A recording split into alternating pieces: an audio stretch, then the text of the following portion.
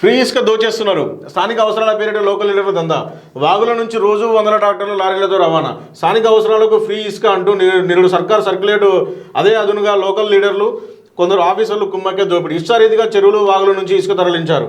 ఇబ్బంది ముప్పరిగా వెలుస్తున్న స్టాక్ పాయింట్లు. ఫ్రీ ఇసుక కోసం స్థానికులు అడ్డుగా వెళ్తే దాడులు. లేబర్ ఛార్జీలు ఆఫీసర్లకు మామూలు పేరిట వసూలు. ఇసుక పాలసీ అంతా లోకల్ లీడర్ల చేతుల్లో నడుస్తున్నది. స్థానికులకు ఫ్రీగా ఇసుక ఇవ్వాలన్న రాష్ట్ర ప్రభుత్వ నిర్ణయాన్ని తమకు అనుకూలంగా మలుచుకొని చెరువులు వాగుల నుంచి అందరి కాడికి దోచేస్తున్నారు. మార్కెట్లో పెట్టి ఇష్టారీతిగా రేట్లు పెంచి జేబులు నింపుకుంటున్నారు. ఫ్రీ ఇసుక కోసం స్థానికులు ఎవరైనా అడ్డుగా వెళ్తే బెదిరించడం, కక్ష సాధింపులకు దిగడం వంటి చర్యలు దిగబడుతున్నారు. రాష్ట్రంలో గోదావరి పరివాహక ప్రాంతంలో పాటు వాగులు ఉన్న చోట ఇబ్బడి ముబ్బడిగా ఇసుక అక్రమ స్టాక్ పాయింట్లు వెలుస్తున్నాయి. ఇప్పటికే రాష్ట్రంలో కార్తీక మాసం స్టార్ట్ కావడంతో ఊర్లలో కొత్త ఇండ్ల నిర్మాణాలు మొదలయ్యాయి. చూడండి, భూపాలపల్లి జిల్లాలో గోదావరి వెంట ఇసుక క్వారీలు. సో వాస్తవానికి ఏంటంటే లోకల్ లీడర్లు చాలా వరకు ఈ ఇసుక రవాణా అనేది దందా చాలా నడిపిస్తున్నారు. సరే, గత ప్రభుత్వము నుంచి వెళ్ళి వచ్చిన సర్క్యులేషన్ బేస్ చేసుకున్నా, లేకపోతే ఎలాంటి ఇప్పుడున్న ప్రభుత్వం వల్ల మీరు సర్క్యులేట్ బేస్ చేసుకున్నా తెలియదు.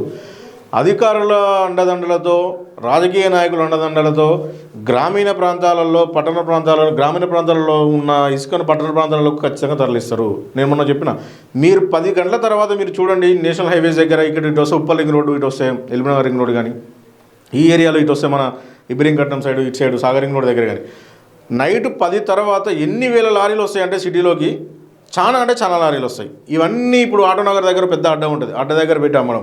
సో అక్కడి నుంచి అక్రమంగా తీసుకొచ్చి ఇసుకను ఎవ్వని ఇష్టానుసారంగా, అంటే అసలు ఇసుక అనేది గవర్నమెంట్కు సంబంధించిన కార్యాలయాలను కట్టడానికి, ఒక గవర్నమెంట్కి సంబంధించిన దానికి, లేకపోతే ప్రభుత్వానికి వాళ్ళు ఎంతో కొంత ఒక ట్రాక్టర్ ట్రిప్కు ఒక అవకాశం ఉన్నది. ఇప్పుడు నాకు ఒక ఇల్లు నిర్మాణానికి కొంత ఒక ట్రిప్ అవసరం ఉందంటే వాళ్ళు ఒక డీడీ కట్టుకుంటే అంతవరకు లిమిటేషన్ అది.